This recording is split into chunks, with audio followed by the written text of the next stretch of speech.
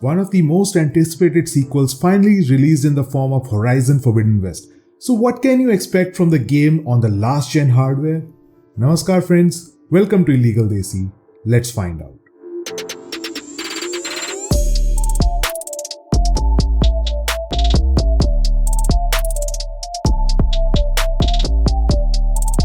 Before we begin, I'd like to thank those who've subscribed to this channel, and for those who haven't, I hope the time you spend here on this video will be worth it. This review is for the PS4 version of the game. If you want to check the PS5 review, do check out the video put out by the Screen Zone. The link is down in the description below.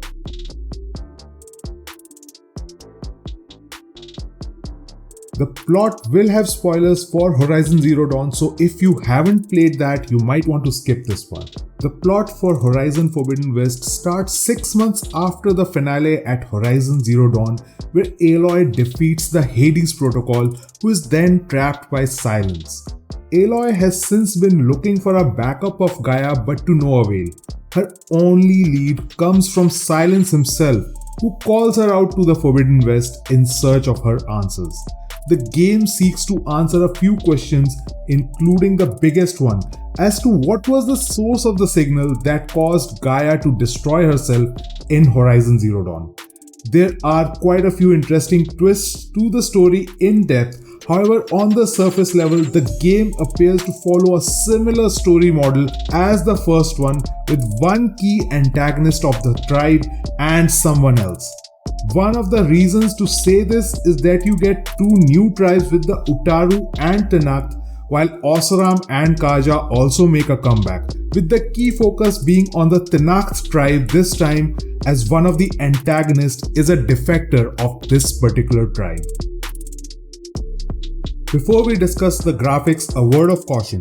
The video you see here was captured on a PS4 Slim with HDR, so the color hues are a bit different as compared to what I saw while playing.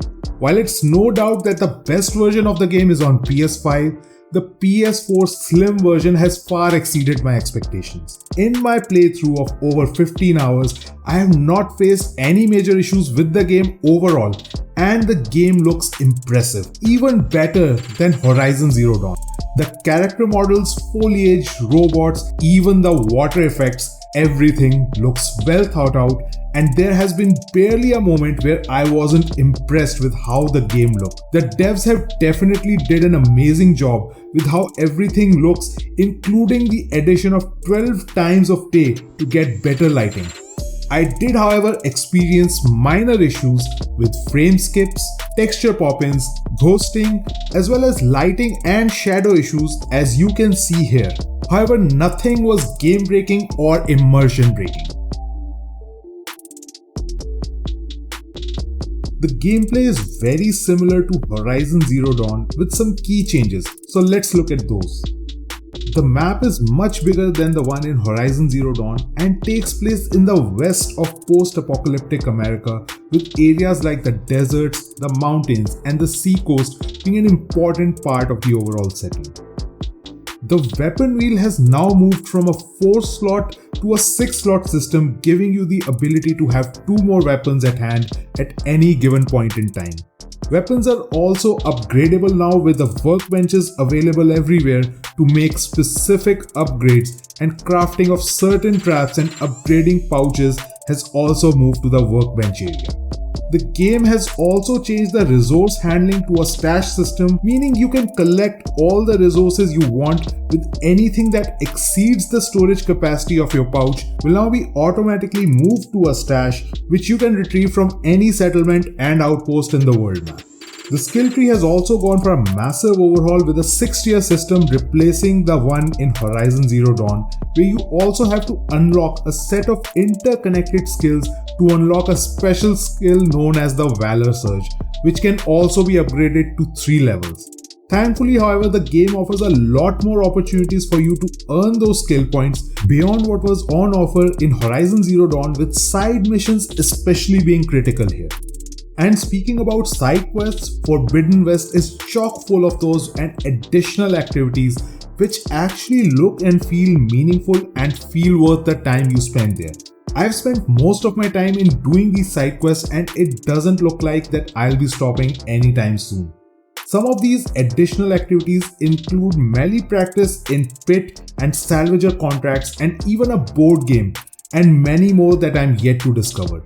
You can even run into a few activities organically if you're in the right spot. Most of the robots in Forbidden West are completely new, and thus the overriding of robots mechanism has also undergone a complete overhaul. Now, instead of unlocking the override ability directly through a cauldron, you will need specific parts of each machine to learn the ability to override them. You can do this at the base of operations established in the first 10 hours of gameplay. Some other avenues include key changes to the focus, which now display important climbing spots. You also get a new device aptly named the Pullcaster, which will help you climb difficult areas and open up vents, adding a whole new dimension to how you climb. Some of the missions now require you to get specific machine parts, which you will need to remove first before you make a kill, forcing you to think how you approach machine killing, though this is not a requirement if you're playing on story or easy mode. Horizon Forbidden West is steeped in the open world formula that it actually feels like a Ubisoft open world game. However, it's not a bad thing, as during my entire playthrough, I never felt like there was a dull moment. And with an epic story, amazing visuals, and a combat that's as challenging and exciting as the first game was, it is a must buy even on the PS4. For those of you who not only want to see where Aloy's journey is headed, but also get the answers that were left open to speculation in the first game. And while the game does provide a recap of the first game's event, if you have not played Horizon Zero Dawn, then you're missing out on an amazing story that can only be best experienced when you play it. That's gonna do it for the video. If you liked the video, then don't forget to hit the like button, and if you didn't, I'd love to hear your feedback in the comments below. Further, share your thoughts on the game down below as well. Share this video out to a friend, and I will see you in the next one.